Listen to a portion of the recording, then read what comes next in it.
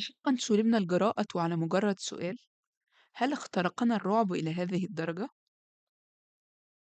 من رواية منخفض الهند الموسمي لأسامة أنور عكاشة اللي هتكلم عنها في البودكاست النهاردة. أهلا بيكم في بودكاست ندوب. هتكلم النهاردة عن مسلسل موجة حارة اللي عن رواية منخفض الهند الموسمي بتاعت أسامة أنور عكاشة، وهجيب منها اقتباسات زي الاقتباس اللي قلته في الأول ده. لو حد جرب يشوف فيلم كذا مرة في فرق كذا سنة بيحس بحاجة مختلفة في كل مرة يشوف فيها الفيلم ده.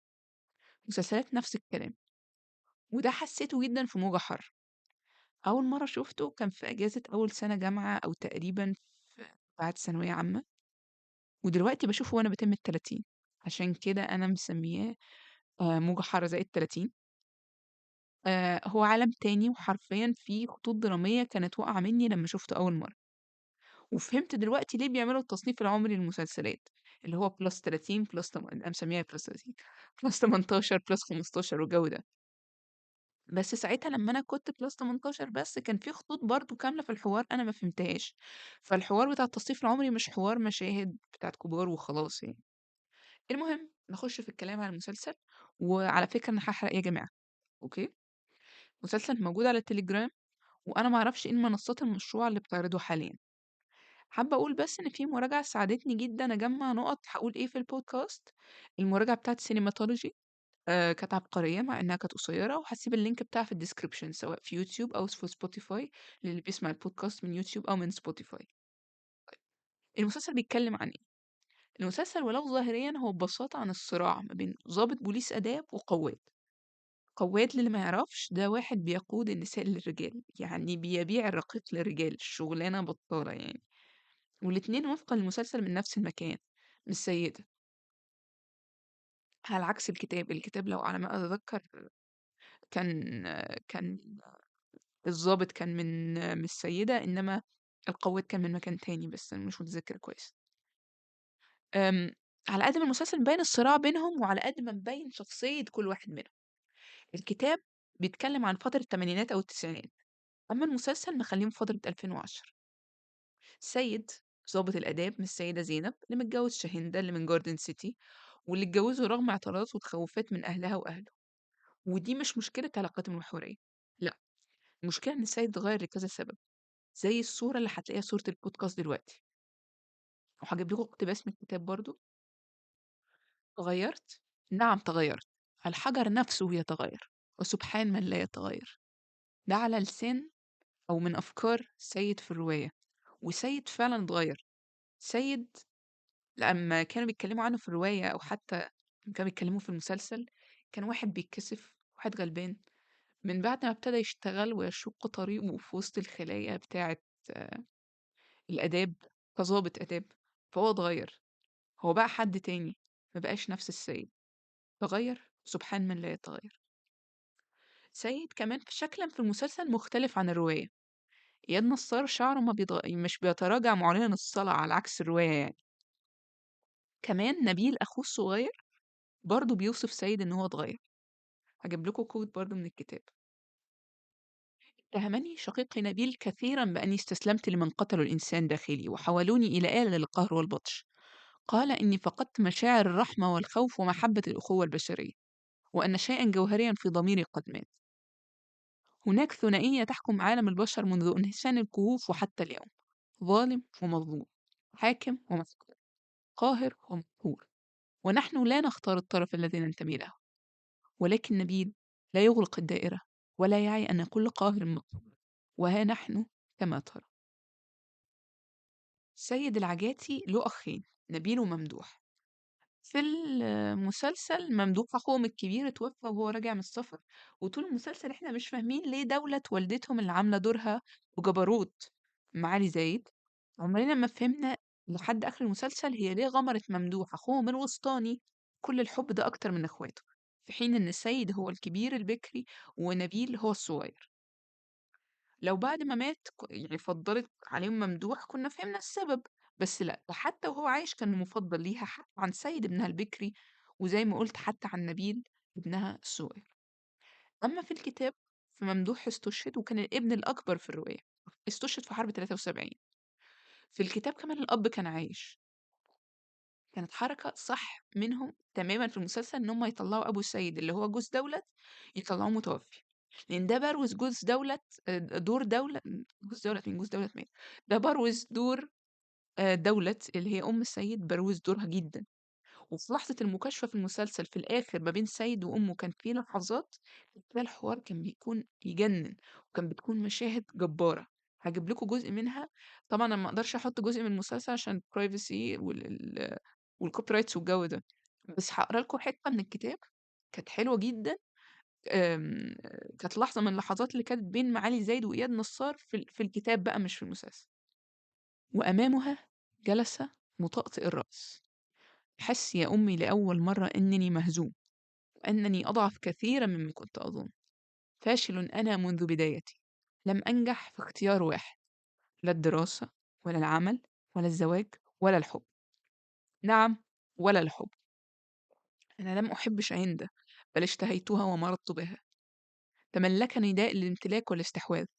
رفضت أن يكون لها كيان منفصل مني ولو في جزء من الملي في جسدها أو قلبها أو حتى تفكيرها المكون في غياب اللاوعي، المكنون في غياب اللاوعي. أردت المحال فأضعت الممكن. ماذا أكون إذن غير صفر كبير؟ لم تخرج الكلمات على اللسان، فلم تصل إلى أذن من ممدوح، ولكن قرأتها في هيئة هذا الجسم المائل الماثل أمامها، والذي كان قطعة من أحشائها. قرأتها في انتكاسة الرأس وتقوس الكتفين وتغضن الجبين وانتقاع اللون والسودات ما حول العينين. وحقا لم تحبه كما يجب. وجملة بقى من المسلسل كان إياد نصار بيقول لمعالي زايد، كان بيقول لها طلعت صفر كبير يا سيد يا عجاتي. كان قالها بنبرة كده، والتصوير والإضاءة لأ كانت جبارة يعني، أرشح لكم أوي إن أنتوا تشوفوها، كانت في الحلقات الأخيرة يعني.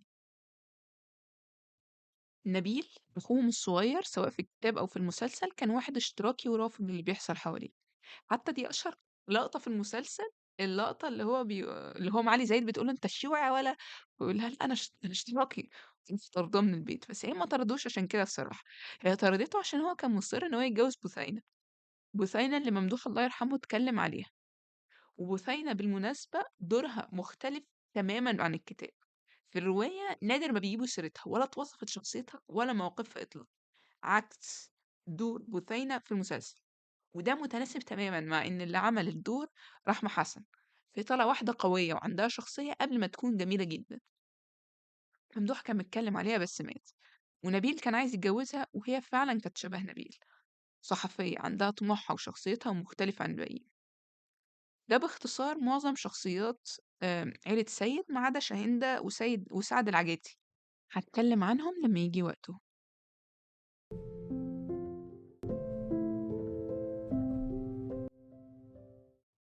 نروح لعيلة حمادة غزلان أو أحمد غزلان أو أحمد ربيع القوّال. حمادة كانت أول مرّة أشوف فيها السيد رجب، حرفيًا هو دور عمره، بغض النظر عن إن هو طالع يعني شغلانة بطّالة. في تشكيك فظيع في نسبه في الكتاب، وأنا مش مقتنعة بفكرة إن أنا أربط فساده بفكرة إنه مش عارف أبوه مين، مش ده السبب ورا الهباب اللي بيعمله. وكده المهم الشناوية مامته، اللي هي خضرة الشناوية، عايدة عبد العزيز الqueen، وجملتها الجبارة لحمادة: ضعفك ليّا وقوتك للناس. الqueen اللي ماتت في نُص المسلسل overdose حشيش، ودي قصة طويلة يطول شرحها. المهم مرات حمادة الأولانية هي إجلال اللي هي هالة فاخر، هو مخلّيها على ذمته عشان العيال، خلِّف منها في الرواية كتير، أمّا في المسلسل هُم 2 بس ومهمين، سمير وشيرين، وسمير الأول معلش قبل شيرين. أنا حبيت الline بتاع سمير جدًا، وده اللي أنا ما فهمتوش غير من تاني فُرجة. سمير اللي إجلال مامته مخبية عنه وعن أخته بلاوي حمادة أبوهم عشان ما يتصدموش فيه، وضغط عليهم في المروحة وفي المجية وفي عيشتهم كلها لحد أمّا ضيعتهم من كتر الخوف عليهم. من مظاهر الضياع على سمير إن هو طلع ولد مقهور مش زي أي ولد في سنه. اللي شاف المسلسل وشاف الأداء بتاع أحمد حداد هيفهم ده أوي. حمادة مخلّي إجلال على ذمته عشان العيال ومش عايش معاهم، وهو متجوز نوسة اللي هي هنا شيحة. نوسة دي بتنوّر في الضلمة يعني like literally يعني. نوسة مراته اللي ادعت إن هي خريجة هندسة، وهي في الآخر خريجة حفظ سجن القناطر، يعني واحدة ليها علاقات مع النساء، علاقات مشبوهة مع النساء حرفيًا يعني. خصوصًا بأقدم سجينة في سجن القناطر، بالضبط، زي ما أنت سمعت، علاقات مشبوهة بالنساء، وزي ما أنت فهمت غلط دي الحقيقة، واللي فهمته غلط ده مكتوب في الكتاب ومكتوب في المسلسل. المهم نتنقل لمحسن العرايشي، وده دور صايع بصراحة عمله مدحت صالح. هو عمل دور صاحب حمادة الوحيد في الحياة ومجمّع اللاموافق بصراحة. في الكتاب اللي اتوصف بيه إنه اسمه المشهور القنفذ، عشان شعر راسه بيقف عند الغضب لدرجة إن أصحابه بيقصدوا إن هم يعصّبوه عشان يشوفوا شعر راسه واقف زي القنفذ كده. هو عمل دور حلو جدًا بصراحة، مع إن هو طالع ضيف شرف، بس يعني طلع في مشاهد كتير بصراحة، كان دور حلو يعني. ده باختصار الدنيا ناحية سيد وناحية حمادة. طول المسلسل سيد بيحاول يوقّع حمادة في شر أعماله هو، ودايمًا سيد ما بيتمسك حمادة، سيد مين؟ حمادة ما بيتمسكش متلبّس، ما بيُقعش، وده مجنن السيد العجاتي. لحد واحدة اتقتلت في مكان قريب من حمادة، وده بيستفز السيد أكتر، إنه مُصِر إن حمادة له يد في قتلها. المسلسل بيتطور أكتر لمّا شاهندة مرات سيد، لمّا يبقى سيد شاكك إنها تعرف حمادة وإنه له علاقة بيها، نتيجة الشك المجنون للسيد. هاجيب لكم quote من الكتاب: "صيبتك الأزلية يا السيد، مولود أنت بغدة شك كالغدد الليمفاوية والدرقية والصنوبرية والكظرية وكل أنواع الغدد. غدة الشك عندك تفرز سمومها لتشبع بها جسمك ونفسك، وتفسد عليك حياتك بأسرها. ألم تدمر زيجتك وتقطع خيوط ارتباطك بالمرأة الوحيدة التي أحببت؟ أولا تسير بك الآن إلى فقدان أقرب أصدقائك؟"